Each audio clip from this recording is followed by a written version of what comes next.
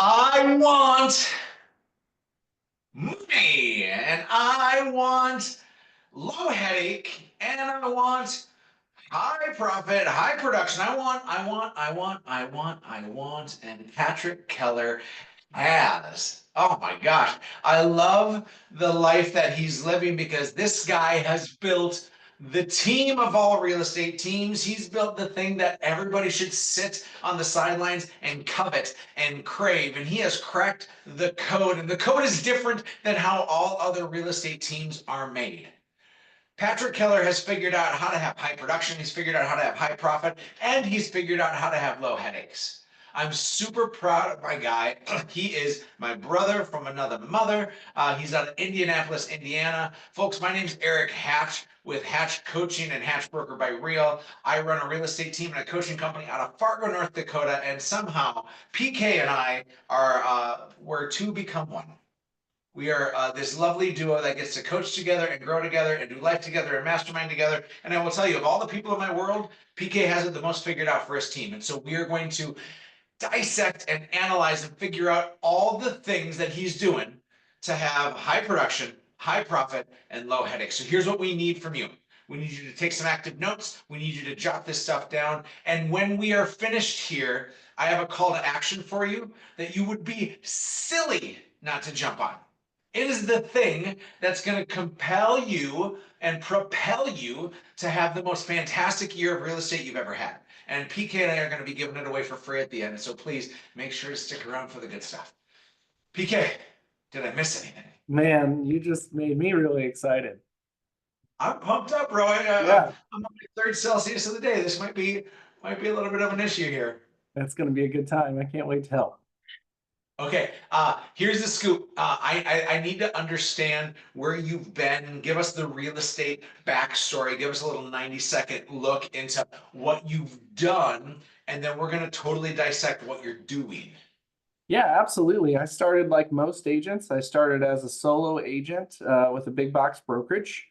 And I did that for about a year and a half. And I had this desire after reading a couple books that we all read that I wanted to start a team just like everybody else does. And Was how it was it MREA, the Millionaire Real Estate it was Agent a book? red book that a lot of people read. Yeah. But that's foundational for so many of us. It's like, oh yeah, I got to do this thing. Absolutely. So I read that book amongst a lot of other books about how to run a team and how to start a team. And I wanted to start a team a year and a half in. And I went to my broker at that time You and had said, it figured out, right? You 18 yeah, months in the business.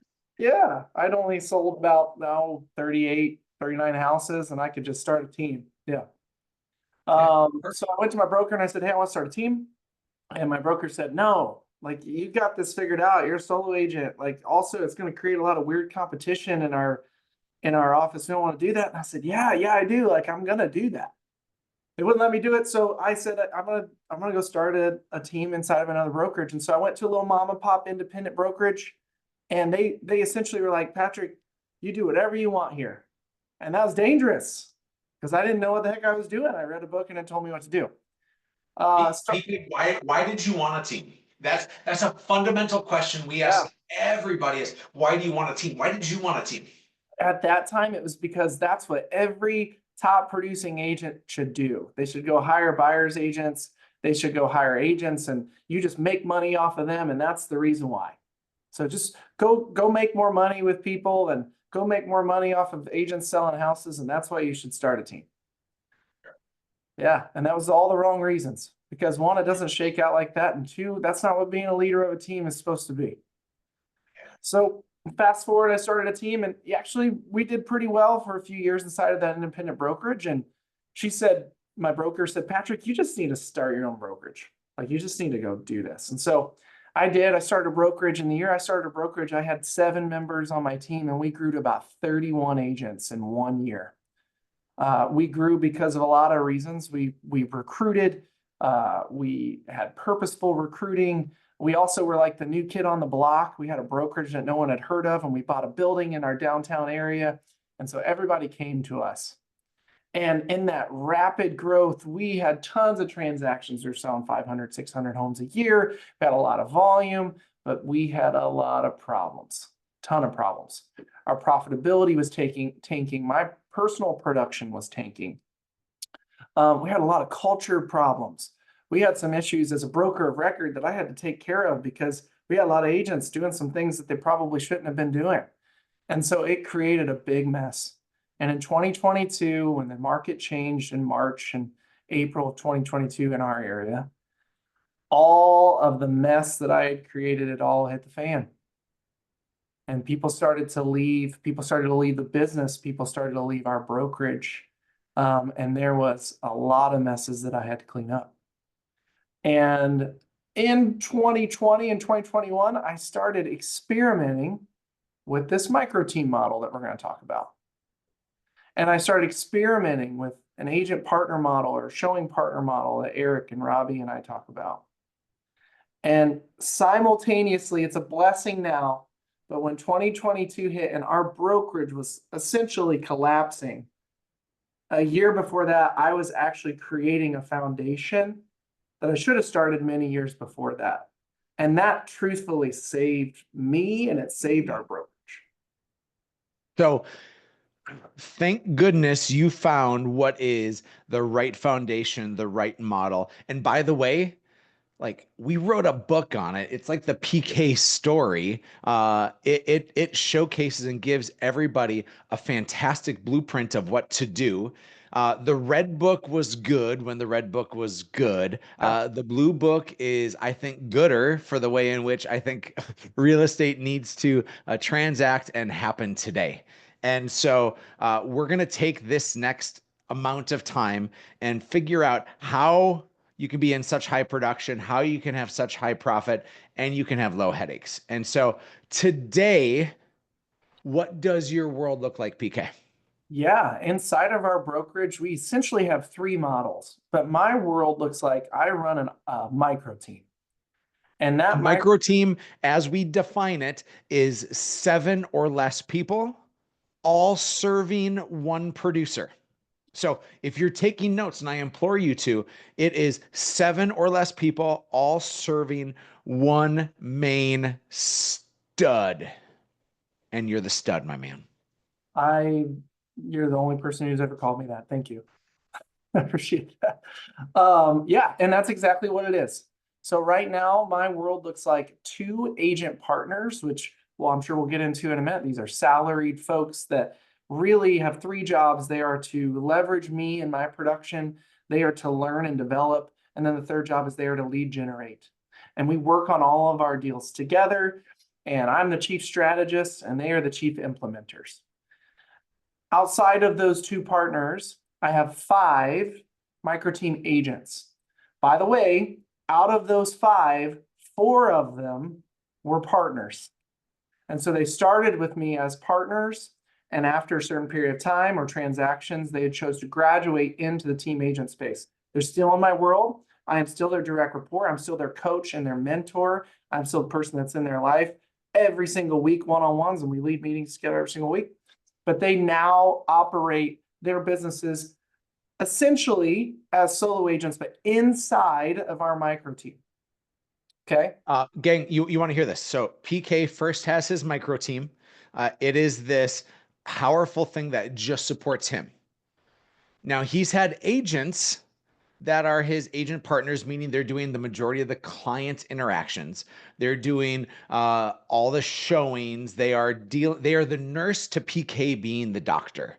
Well, these nurses eventually start licking their lips and they say, well, I want more money. I want more freedom and autonomy. And instead of them graduating out of your world, meaning they leave you completely, they're graduating to a new seat on the bus. And that seat on the bus is, you said they're really a solo agent, but they're doing their own thing, but they're still in your world. Am I understanding that correctly, PK? Correct. And I am still very much so a valuable asset to them as well. They have still earned my time.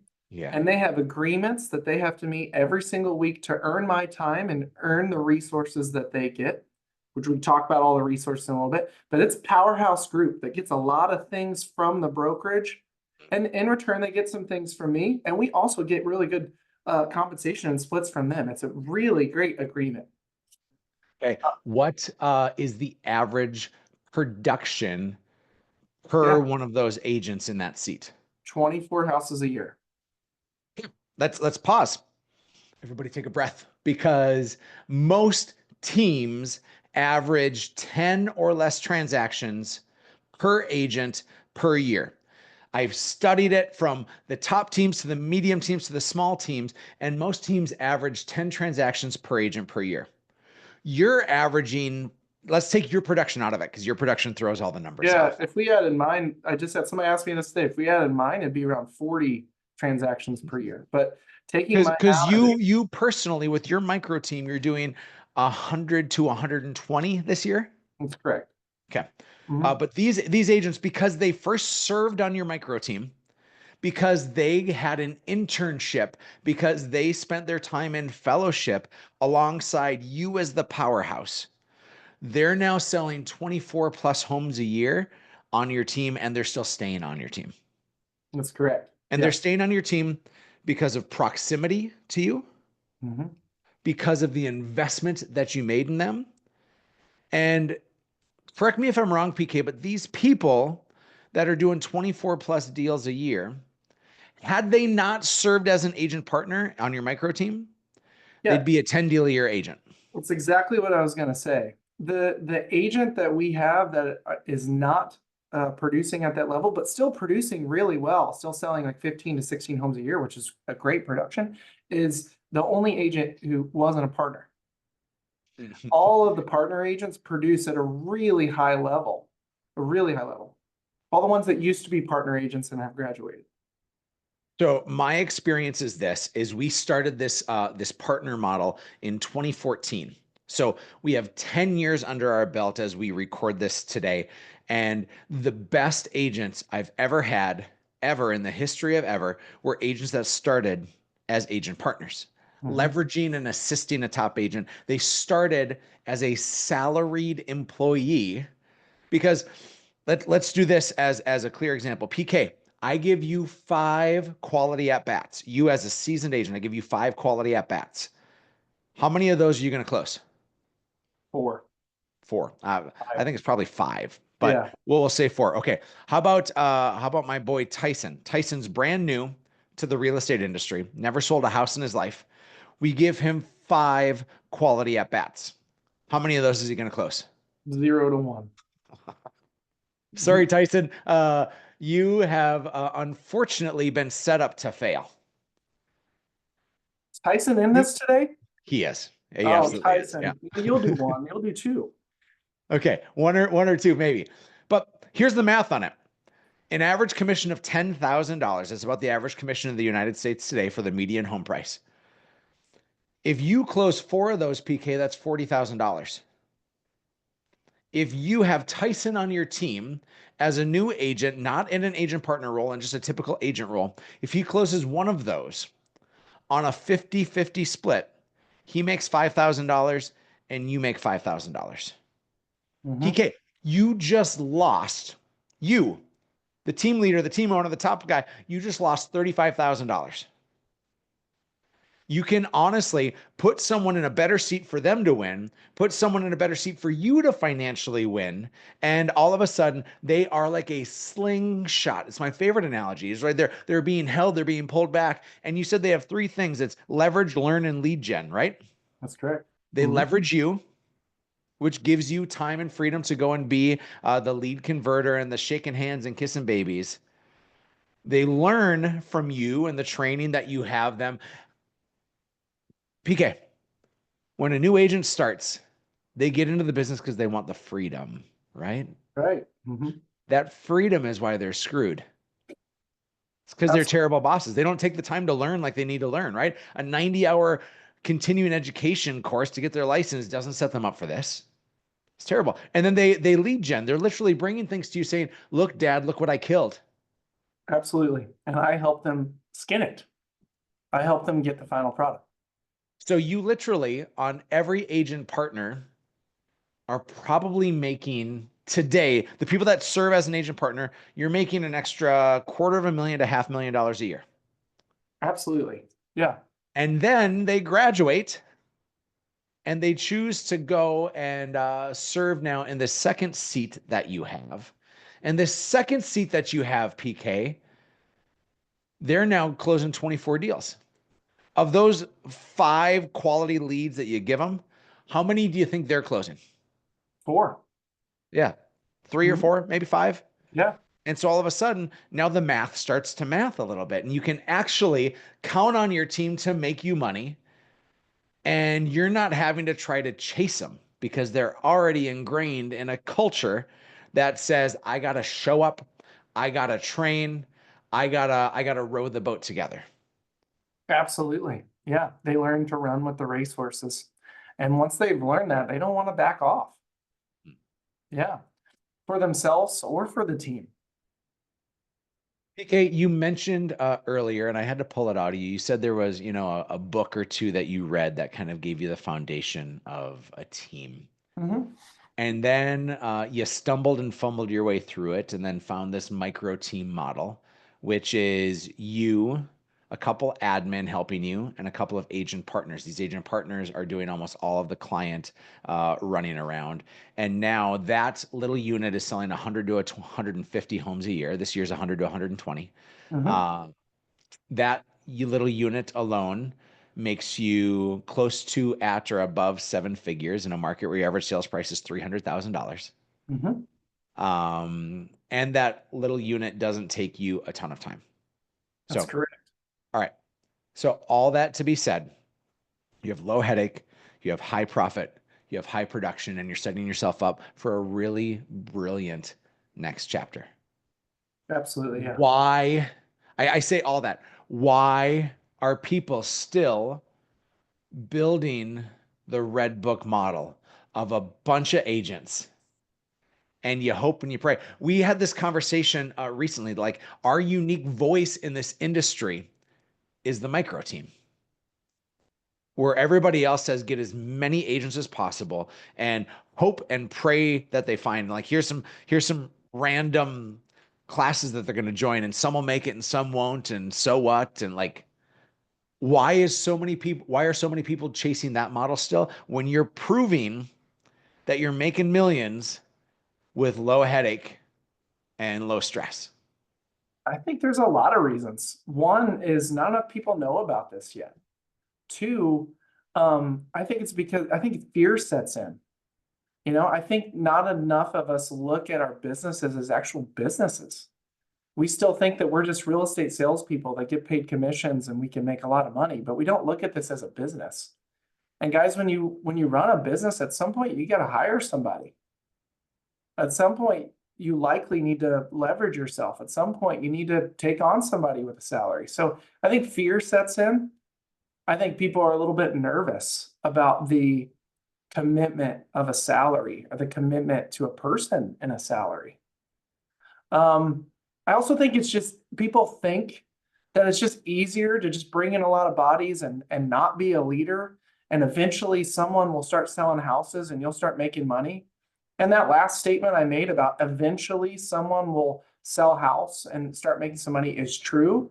But all of the money that you've lost from 4 out of the 5 people who do not outweigh the money that you make from the one person who finally does. As a matter of fact, it'll negate all of the money that someone finally does. So they just assume that it's easier when in actuality, it's not. It's much more difficult. It's much more headaches and it's a lot less profitable.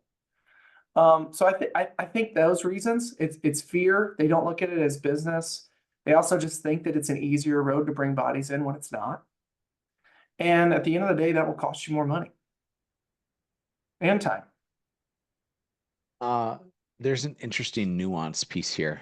PK, when you hire an agent partner, this person is working with your clients, your sphere, your converted leads, the people that know you personally. Yeah. When you hire an agent partner, how serious do you take that hiring? Incredibly serious. It can take months to get through the hiring process. We go through 9 steps every single time we hire an agent partner to make sure that this person's going to be aligned with us, treat my clients the way that I want them to be treated, to be a face, essentially an extension of me. And we also hire them for the future. right? So that they will want to graduate, so they will have a desire to build a business themselves. We take our time, incredibly diligent in the process, anywhere from just initial interviews to spousal interviews to skills tests and team interviews and shadow days, core value assessments. These are all things that we do just to hire one person. And it takes time. Now, that person is on salary. Mhm. And oftentimes, when you're paying somebody a salary, we take hiring a lot more seriously Yeah. because we're like, this is going to cost me $40,000 a year. I better take this seriously. When there's such a divine irony to that, PK, because if you hire a new agent, I promise you, most people are not taking even a fraction of the steps that you are to hire. Absolutely not. Yeah. And then they're throwing them 10 or 20 quality at bats. If the maths, I said 5 at bats has you losing $35,000. If you give them 20 at bats, that has you losing $140,000. And how many of us as team leaders have given new agents and unproven agents, we've given them at bats to the cost of $140,000 in a year that we have lost? And yet somehow we take the $40,000 salary way more seriously than the $140,000 at bats. Eric, one thing that just hit me too is you asked me why people don't adopt this model. And I'm going to say something kind of bold, but I believe that I think team leaders of today that run the traditional model are responsible for why people don't run this model. Because it appears on the surface that team leaders with lots and lots of agents are doing very well. It appears on the surface that their transactions and their volume are very impressive. It appears on the surface that they're powerful and influential, that they have all these people. And so they have to be making all sorts of money.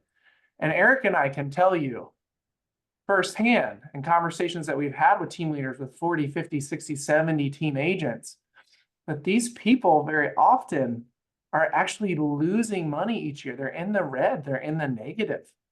They barely have enough to pay their mortgage. And so I think that I think team leaders of today are responsible for this because they're portraying a message that everything's okay, when often it's not. I think that based on what you said, PK, there needs to be a shift for a team leader to raise their standard. Yeah. And my buddy Matt Miale, he's a team leader with Keller Williams out of Connecticut. And he led our mastermind last month and just had the most fantastic framing because in his world, he has 4 agreements with him and his agents. I wanted to say raise the standard, but he's eliminated that word standard from my vocabulary. I don't want to talk about standards because they feel gross. Instead, he has agreements with his agents, and they're 4 very simple agreements. I want to share those with you quickly. Number 1 is that they have to show up. Each agent agrees to show up 5 to 7 hours a week for team meetings, for trainings, and for call nights. 5 to 7 hours a week. It's like from the get-go, hey, I agree that I'm going to do this. Now, those of you that have a team and you're watching this, you're like, oh, I don't get everybody to show up for all my things. But what happens is there's an agreement right away, and that's a culture piece. The second is that they have to report daily, and they're reporting their METs, their sets, their signs, and their pendeds. It's really simple. Met, set, sign, pended. So they're recording that and keeping score every day. Number 3 is that they each agree to do the 2, meaning they each agree to do 2 consultations with new buyers or sellers weekly. Really simple. And then the 4th agreement is that they agree to add at least 5 new friends to their world a week. Now that sounds better than grow your database, doesn't it, PK? Absolutely. And this is the agreement that all the agents make. Well, Matt's team has a per agent productivity like PK of 25 to 30. Matt has 85% of his business coming from his past clients and sphere of influence. Matt has amazing agent retention. Matt has a culture that would rival the greatest of cultures. He's making millions of dollars each year. He has high profit, he has high productivity, and he has low headaches. And he is not doing the micro team. Is there a way to do this without doing the micro team? Sure, there is. But Matt has been doing this for 10 plus years. In fact, I think it's 20 plus years. He's an old man. He's my age.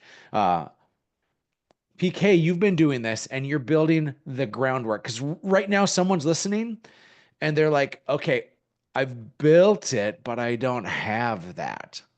Most team leaders that are watching this right now are saying, I've built a team that doesn't have high profit, high productivity, and low headaches. What would you say to those people? I've been there, and you can. You can retrofit this model into your current model. Here's the one thing that's very important, though, is that you do have to produce.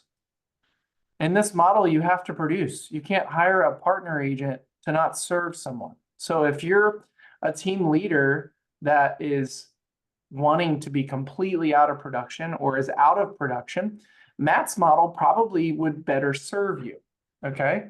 Would be trying to get to a place to where you can actually have agreements that people do follow, and profitability will probably slowly increase. But this micro team model works best with you as the agent producing. But you can retrofit this model inside of a brokerage or a team structure that you have. That's exactly what I did. Because I was selling homes alone by myself, 100, 120 homes a year while having 31 agents. And then when those agents got nothing from you. Yeah, I promised them a lot, but I sure as heck couldn't do it because I was selling 100 to 120 homes and I had 31 people to manage. Yeah. So I really let a lot of agents down. When they needed me, when they called me at 8 o'clock at night because they had an issue, I was serving a client. I couldn't answer because I didn't have anybody to help me serve my clients. And so they were producing at the 7 to 10 deal per agent per year level. You were giving them a lot of at bats. You weren't just losing, they were losing. And then that created a culture that is built on the sand, that's built on shakeable ground.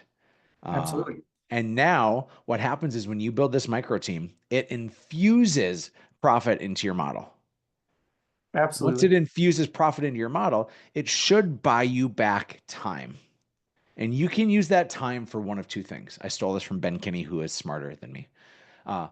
Ben Kinney says you can use that time that you buy back for leisure or for leverage.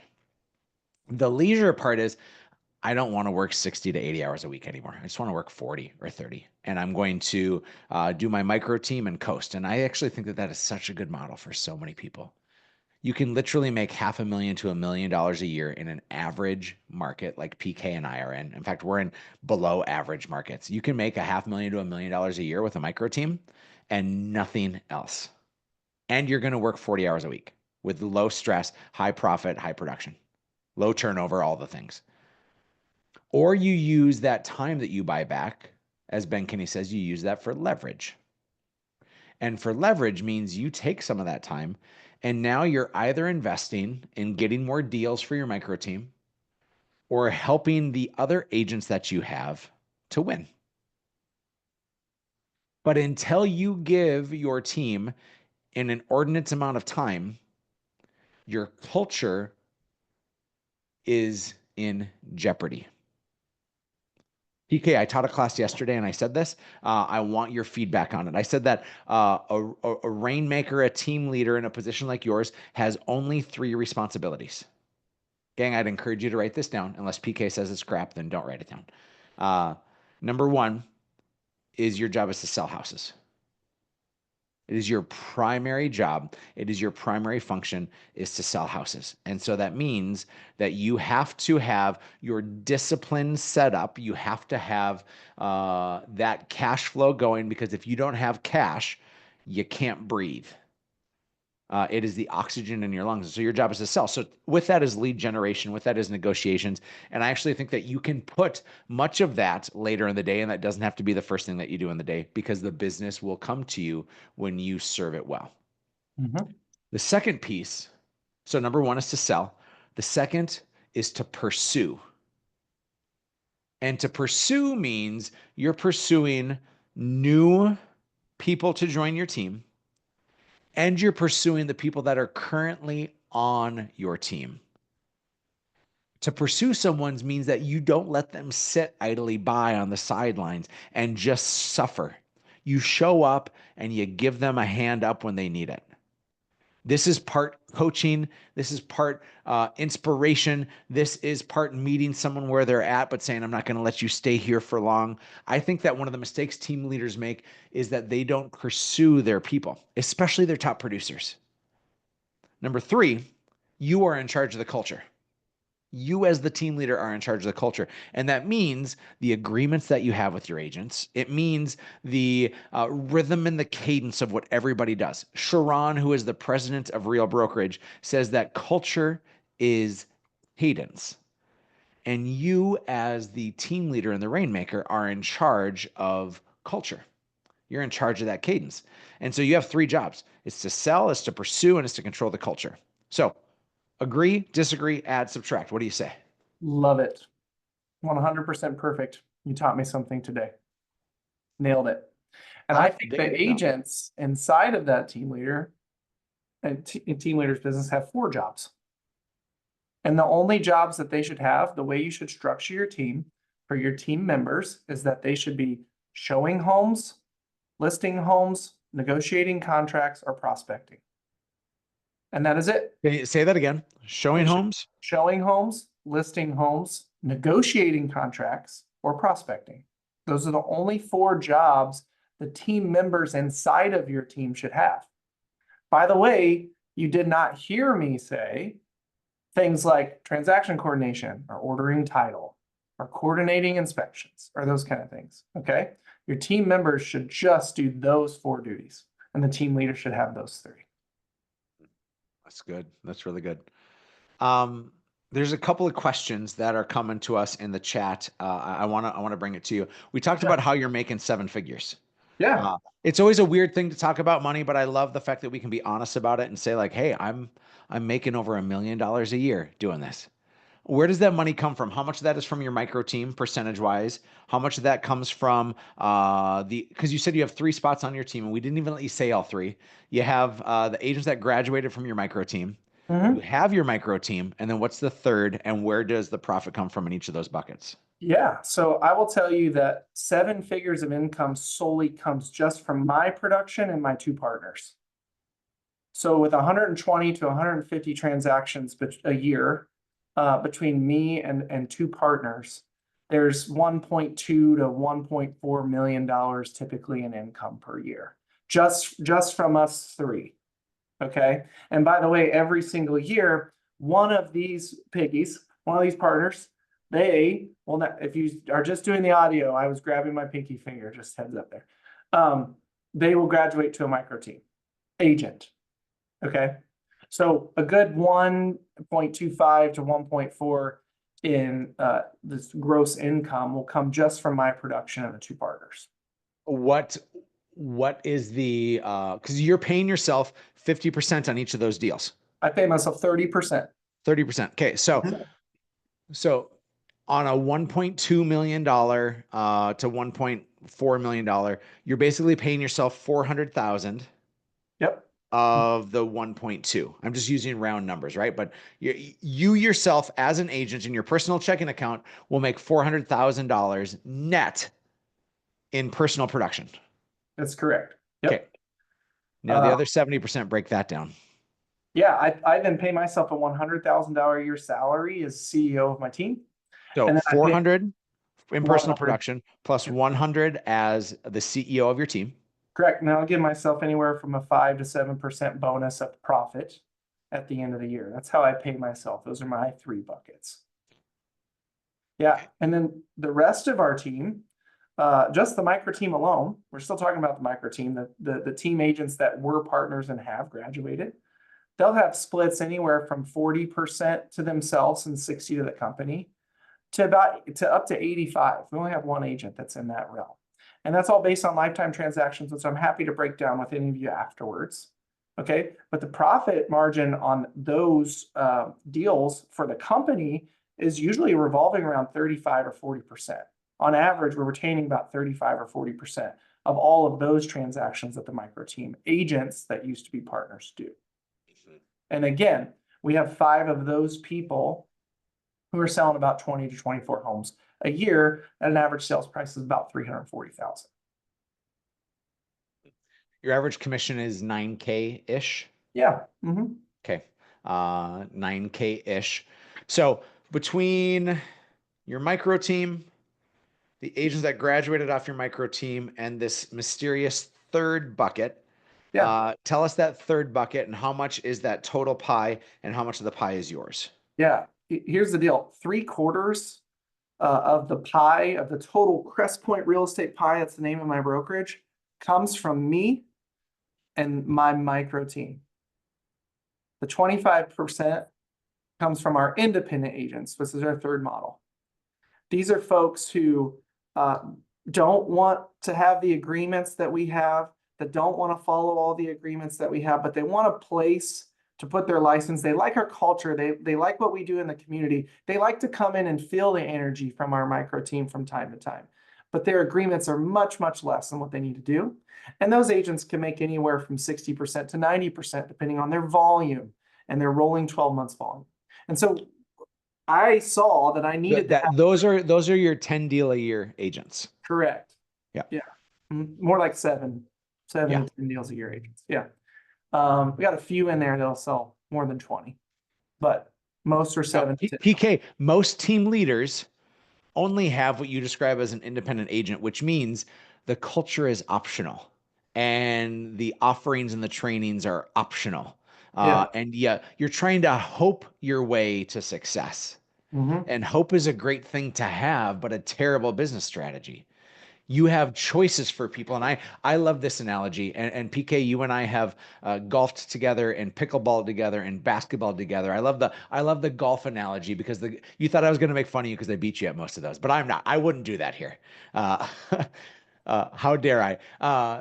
The opportunity that jumps in front of me is like when you go to the golf course, you need a driver and you need a hybrid and you need Yeah. a 7-iron and you need a sand wedge and you need all these different clubs for the different situations you find yourselves in.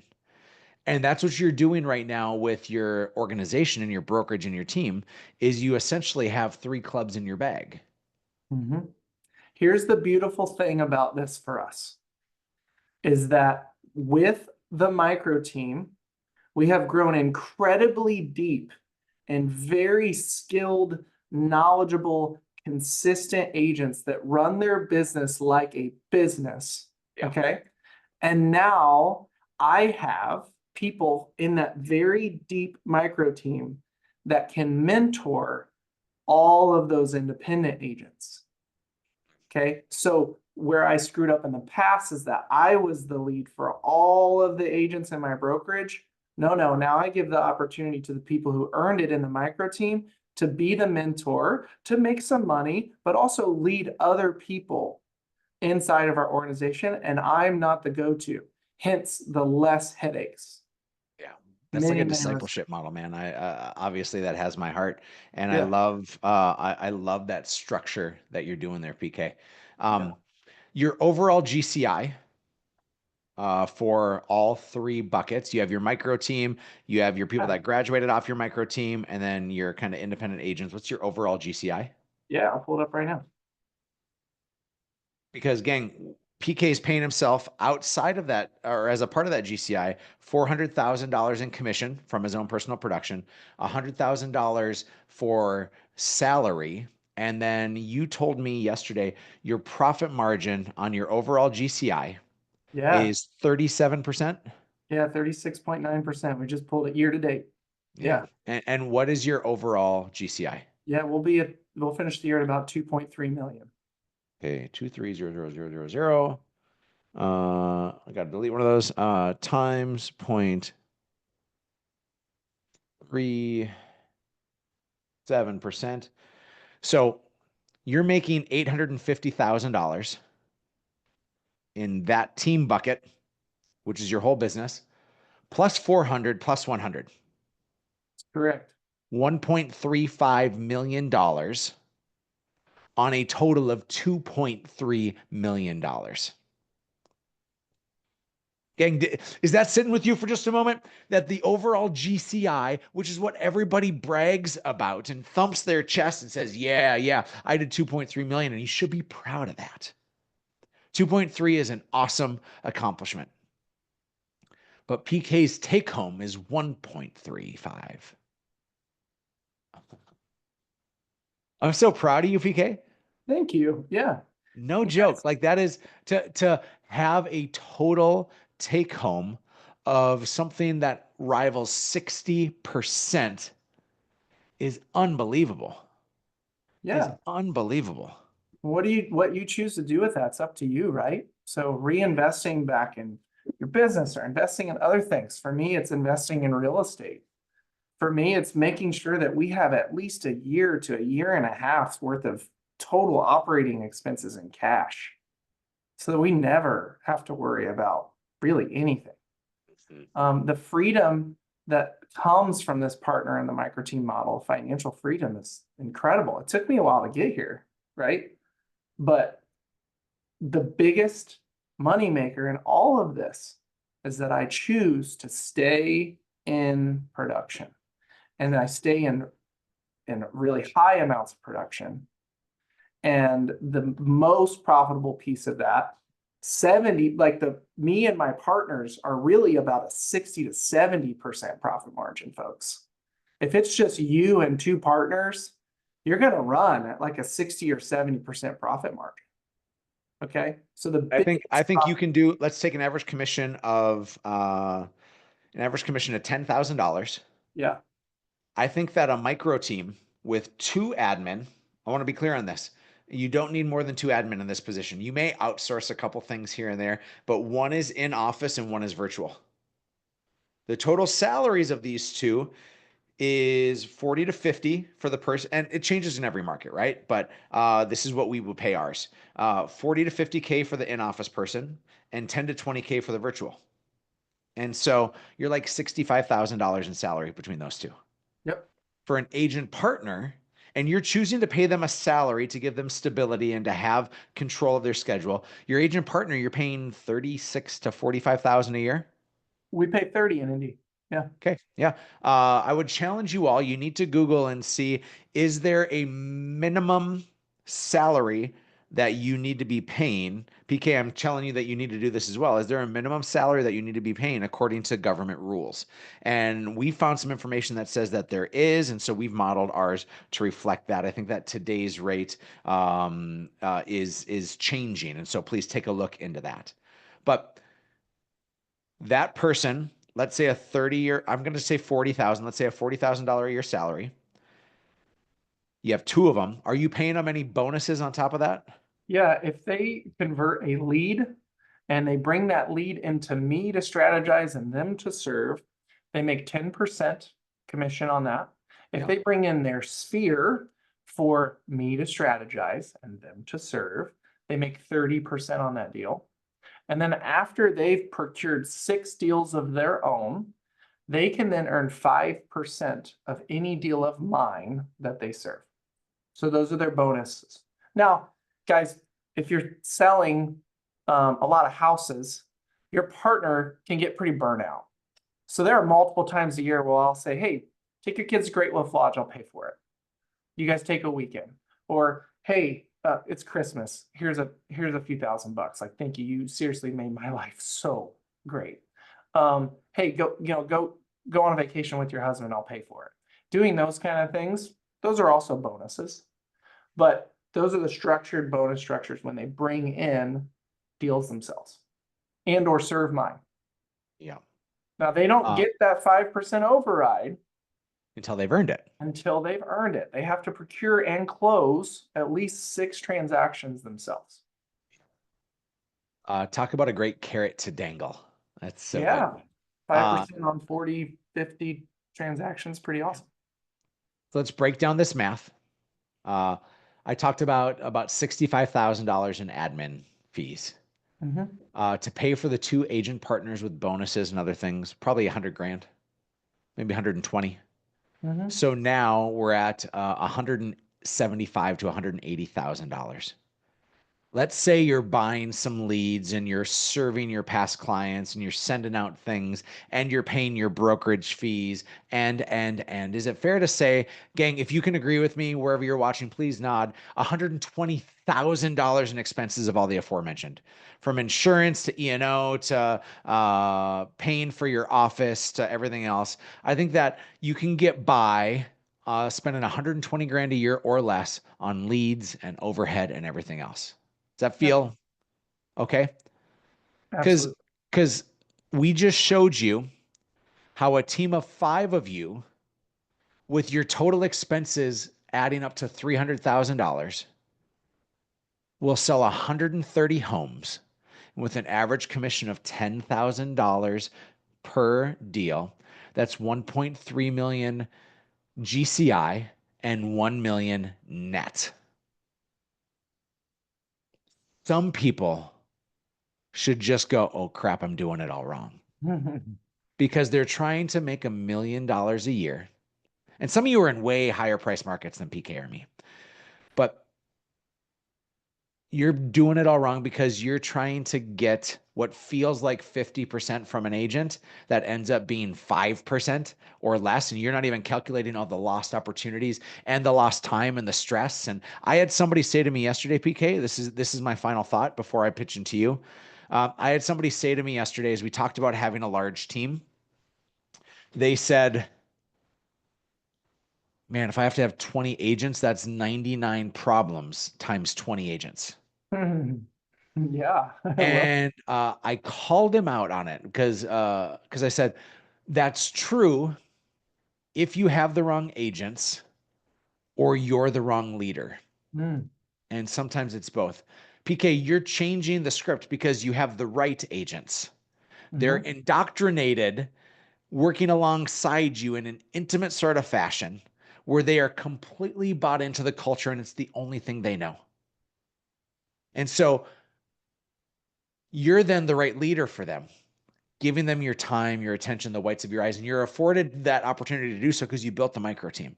You're the right leader and you have the right people. So 99 problems times 20 doesn't exist in your world. mhm. It's like 4 problems times 20. Yeah. That Four feel problems times accurate? 8. 4 problems times 8 or 9. Yeah. It's really not Yeah. that many. Mhm. So, gang, I promised you we were going to give you something that would be invaluable. And PK, I want to give you final thoughts here. And there's also a looming question about your 9 steps through your hiring process that I want you to cover. But I want to get to the gift that we promised people. If you see Yeah. the handle for my name, that's what you can find me at, Instagrams. It's what the kids are using nowadays. If you want a free 30-minute strategy session to help you figure this out for you, free, literally free, from PK or myself, message me on Instagram. Give me a couple paragraphs of what you're going through, and PK or I will reach out. And in the next few weeks, we will do a free strategy session one-on-one to help you get through this crazy chaos. Full transparency is we have all the things to help you. And sometimes it takes a 30-minute conversation. Sometimes you need a lot more, but we are here to help you regardless of that. And so ain't nobody else teaching this model. Ain't nobody else offering a free 30-minute session. And PK, thank you for gifting that to the crew. Thank you for what you've done to change this industry and change the lives of people on your team. I want you to end with some final thoughts. And then also, if you could give us the 9 steps you use in your hiring process. Yeah. One final thought I had earlier, Eric, you were talking about how when you bring a partner on, it can either bring you leisure or leverage, and you can make that decision. Guys, my story is it actually brought me both. So just real quickly, but before I had a partner, I was selling 100 houses a year, like on the nose every single year. Okay, for a few years. And I was working like 75 hours a week. I mean, I was working all the time. And at that time, I had a 2-year-old daughter who she's literally the entire world to me. And I missed out on 35 or 40 hours a week with her, right? But when my partner came in, my first partner, Karen, came in, she gave me so much time back in showings and in final walkthroughs and even in sitting in some closings, right? That I got 30, 35 hours a week back. My 75 hours went to like 45 to 50, depending on the time. Well, guys, I chose both, okay? Because 35 hours a week with my 2-year-old daughter, there was a lot of things that I could get back into. But there were also a lot of things that I could get into in my work.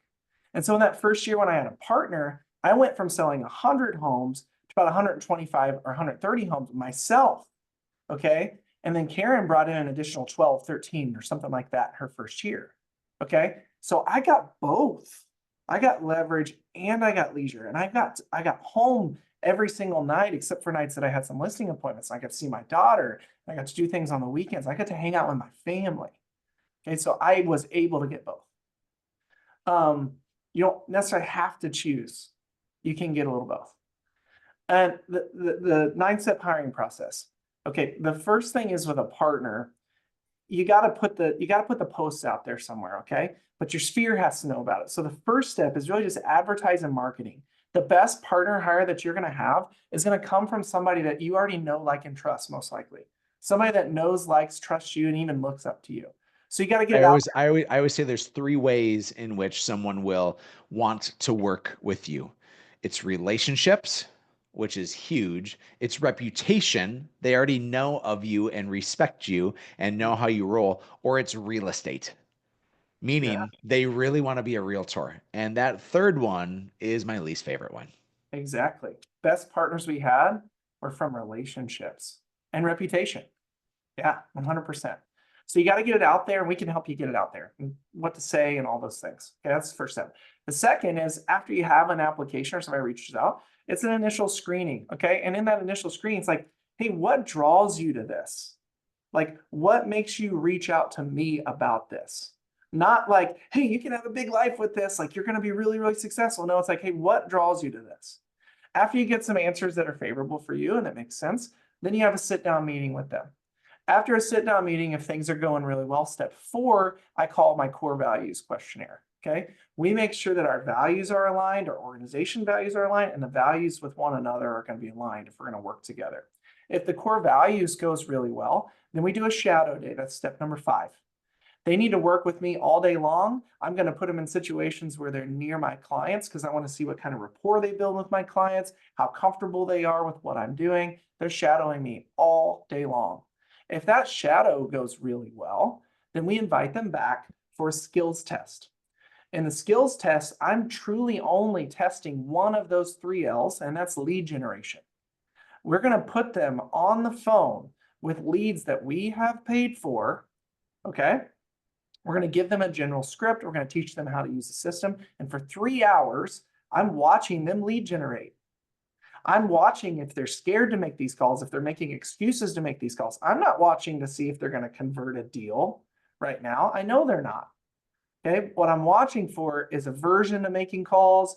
I'm watching for excuses making calls, and I'm watching for their general ability to build rapport with people that they don't know. So they do the skills test. After the skills test, if the skills test is all green lights, then we do a team interview. That I will not hire anybody anymore unless my entire team also agrees that they are a good fit. Because we work together every day. These people have to come in every single day except for Wednesdays. Wednesdays they get to work from home. So we have to be aligned with one another. We have to agree, all of us, that this is a really good fit. I've had people that I've wanted to hire that my team said, you know what, I'm not feeling it, Patrick. I think maybe you're just a little hungry to get some more commissions in here. Okay, and I'll be like, okay, not hiring him. And on the inverse, there's been people that my team have been like, hey, this is going to be a good fit. And my red flags going off, and we're not going to do it. So we're not going to hire somebody unless it's a great fit. The 8th step in all this is that the team says yes, and the team says this is a great fit, then we have a spousal interview. And guys, by the way, this whole process is going to take some time. And you need to sit down with their spouse or their significant other or the person who's closest to them in their life. And you need to say, hey, what have they been telling you about this opportunity? What have you heard about this partnership opportunity? What do you think about it? Because it's very likely that this person could be telling their spouse or significant other or the most important person in their life that this is the greatest opportunity and I'm going to make a whole lot of money. I'm going to work 40 hours a week, when the truth is they're going to work 65 or 70 hours a week. And at first, they're being held back like a slingshot, like a rubber band. Okay. And they may not make a whole lot of money right out the gate, but they're in a trajectory to make it. And we had a partner one time, we got all the way to step 8. And then we talked to the spouse, and the spouse was like, what? They're going to work that much? No way.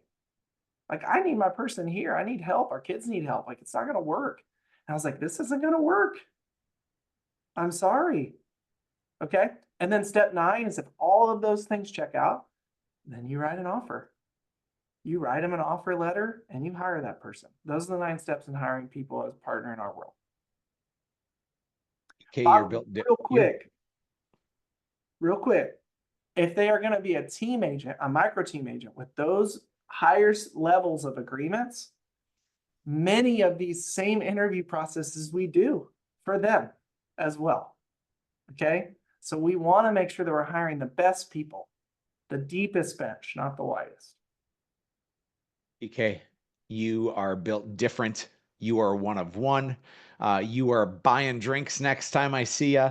I don't really drink, so you're buying me some Celsiuses next time I see you. Sorry.